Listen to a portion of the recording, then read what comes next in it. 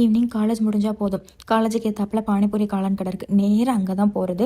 ஒரு நாள் வாங்கி சாப்பிட்டுட்டு அதுக்கப்புறம் வேறு பிளான் போட்டுக்குவோம், நாளைக்கெல்லாம் வரக்கூடாதுன்னு சொல்லிட்டு. ஆனால் நாளைக்கு ஈவினிங்கும் இதே தான் பண்ணுவோம். டெய்லி இப்படி தான் வேண்டாம் வேண்டாம்னு சொல்லிட்டு நேராக ஈவினிங் ஆனோன்னு அங்கே போய் ஆஜராயிடுவோம். பாதி காசை பானிபூரி கடைக்கே கொடுத்து அழைச்சிருக்கோம். சரி, அன்றைக்கி தான் பானிபூரி வீட்டில் செஞ்சு சாப்பிட்டோம். அந்த பூரியெல்லாம் மீதி இருந்தால் ஸோ இன்றைக்கி வந்து மசாலா பூரி ட்ரை பண்ணலாம் அப்படின்னு சொல்லிட்டு ஃபஸ்ட்டு பட்டாணியும் உருளைக்கிழங்கும் குக்கரில் ஒரு 4 விசில் வச்சு அவிச்சு எடுத்துக்கிட்டேன்.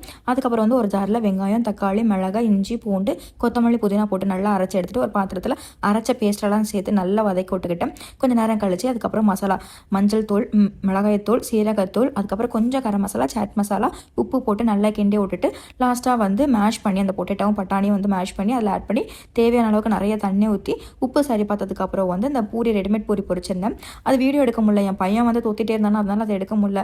அதுக்கப்புறம் பூரியெல்லாம் நல்லா உடச்சி போட்டு அந்த குழம்ப மேலே நல்லா ஊற்றி வெங்காயம் அப்புறம் கொத்தமல்லி எல்லாம் தூவி சாப்பிடும் போது ஹெவனாக இருக்கும். அந்த ஃபீலிங்ஸ்லாம் வார்த்தையால் சொல்லவே முடியல. சூப்பராக இருக்கும். ட்ரை பண்ணி பாருங்கள். நெக்ஸ்ட் ஒரு வீடியோவில் பார்க்கலாம். Okay, by.